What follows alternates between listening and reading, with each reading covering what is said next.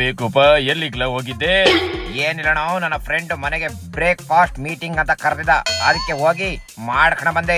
ಓ, ನೀನು ಬ್ರೇಕ್ಫಾಸ್ಟ್ ಮೀಟಿಂಗ್ಗೆ ಹೋಗಿದ್ದೇನೆ. ನಮ್ಮ ರಾಜ್ಯದಲ್ಲಿ ಇತ್ತೀಚೆಗೆ ಇದೊಂದು ಟ್ರೆಂಡ್ ಶುರುವಾಗ್ಬಿಟ್ಟಿದೆ ನೋಡ್ಲ ಮೂಲಂಗಿ. ಒಳಗೆ ಕಿತ್ತಾಡೋದು, ಆದ್ರೆ ನಮ್ಮ ಮಧ್ಯೆ ಏನೂ ಇಲ್ಲ ಅಂತ ಹೇಳಕ್ಕೆ ಜನರು ಮುಂದೆನೆ ಬ್ರೇಕ್ಫಾಸ್ಟ್ ಮೀಟಿಂಗ್ ಕರೆಯೋದು. ಅಲ್ಲಿ ಇಡ್ಲಿ ಸಾಂಬಾರ್ ತಿಂದು ನಮ್ಮ ಮೆಣಸು ಇಡ್ಲಿ ಎಷ್ಟೇ ಬೆಳ್ಳಗಿದೆ ಅಂತ ಸುಳ್ಳು ಹೇಳೋದು ಅಲ್ವೇನ್ರಿ ಡಿ ಕೆ ಶಿ ಅವ್ರೇ? ಅಲ್ಲಪ್ಪ, ಅದು ನಂದು CMದು ಸಂಬಂಧಪಟ್ಟಂತ ವಿಚಾರ. ನಾವಿಬ್ರು ಬ್ರದರ್ಸ್ ತರ ಕೆಲಸ ಮಾಡ್ಕೊಂಡು ಹೋಗ್ತಾ ಇದೀವಿ. ಓಹೋ, ನೀವಿಬ್ರು ಬ್ರದರ್ಸ್ ಶಿವಾಯ್?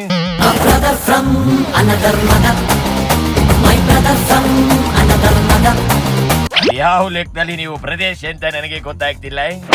ಆಯ್ತು ಶಿವ, ನಿಮ್ಮೊಳಗಿರುವ ಸೋದರತ್ವ ಅದೆಷ್ಟು ಆಳವಾಗಿದೆ, ಅಗಲವಾಗಿದೆ ಅಂತ ಇಡೀ ದೇಶಕ್ಕೆ ಗೊತ್ತಾಗಿದೆ ಶಿವ. ನೀವು ಸೋದರರು ಅಂತ ಹೇಳಿನೇ ಒಬ್ರಿಗೊಬ್ರು ಸವಾಲ್ ಹಾಕೊಂಡು ಏನೆಲ್ಲ ಡ್ರಾಮಾ ಮಾಡ್ತಿದ್ದೀರಂತ ಗೊತ್ತಿಲ್ವಾ ಶಿವ ನಮ್ಗೆ? ಅಪ್ಪ ಡಿ ಕೆ ಶಿ ಅವ್ರಿ, ನಿಮ್ಮಲ್ಲಿ ಗುಂಪುಗಾರಿಕೆ ಇದೆಯೋ ಇಲ್ವೋ ಅಂತ ಒಂದಿಷ್ಟು ನಿಜ ಹೇಳಿ ಶಿವ. ನಾನು ಯಾವ ಗುಂಪು ಇಲ್ಲ, ನನ್ನ ಜೊತೆ 140 ಜನ ಇದ್ದಾರೆ. ಎಲ್ಲಿ ಶಿವ? ನಿಮ್ ಹಿಂದೆ ಒಬ್ರು ಕಾಣ್ತಾ ಇಲ್ವಲ್ಲ? ಏನು ಶಿವ ಸಿಟಿ ರವಿ ಅವರೇ, ಏನ್ ಹೇಳ್ತೀರಪ್ಪ ಇವರ ಬ್ರೇಕ್ಫಾಸ್ಟ್ ಮೀಟಿಂಗ್ ಬಗ್ಗೆ?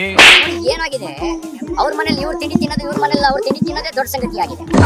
ಚರ್ಚೆ ಆಗ್ಬೇಕಾಗಿದ್ದು ರೈತರ ಆತ್ಮಹತ್ಯೆ, ಚರ್ಚೆ ಆಗ್ಬೇಕಾಗಿದ್ದು ಸರ್ಕಾರಿ ನೌಕರರ ಆತ್ಮಹತ್ಯೆ, ಚರ್ಚೆ ಆಗ್ಬೇಕಾಗಿದ್ದು ಜೋಳ ಖರೀದಿ ಆಗದೆ ಇರೋದ್ರ ಬಗ್ಗೆ, ಅತಿವೃಷ್ಟಿ ಪರಿಹಾರ ಕೊಡದೇ ಇರೋದ್ರ ಬಗ್ಗೆ ಚರ್ಚೆ ಆಗ್ಬೇಕಾಗಿರೋದು.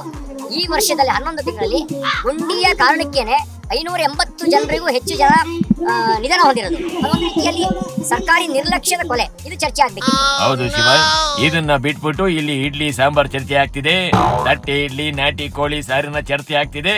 ಅದಕ್ಕೆ ಒಂದ್ ಕೆಲಸ ಮಾಡಿ ಶಿವ, ಹೆಂಗೋ ಬರೋ ಸೋಮವಾರದಿಂದ ಬೆಳಗಾವಿಯಲ್ಲಿ ಚಳಿಗಾಲದ ಅಧಿವೇಶನ ಶುರು ಆಗುತ್ತೆ. ಆಗ್ಬೇಕಾಗಿರೋ ಚರ್ಚೆಗಳನ್ನ ನೀವಾದ್ರೂ ಮಾಡ್ತೀರಾ ಅಥವಾ ಜೋಳದ ರೊಟ್ಟಿ ಶೇಂಗಾ ಚಟ್ನಿ ತಿಂದು ನಿದ್ದೆ ಮಾಡ್ತಿರೋ ನೋಡಿ ಶಿವ. ನಾನಿನ್ ಬರ್ತೀನಿ. ಶಿವನೇ ಶಂಭುಲಿಂಗ.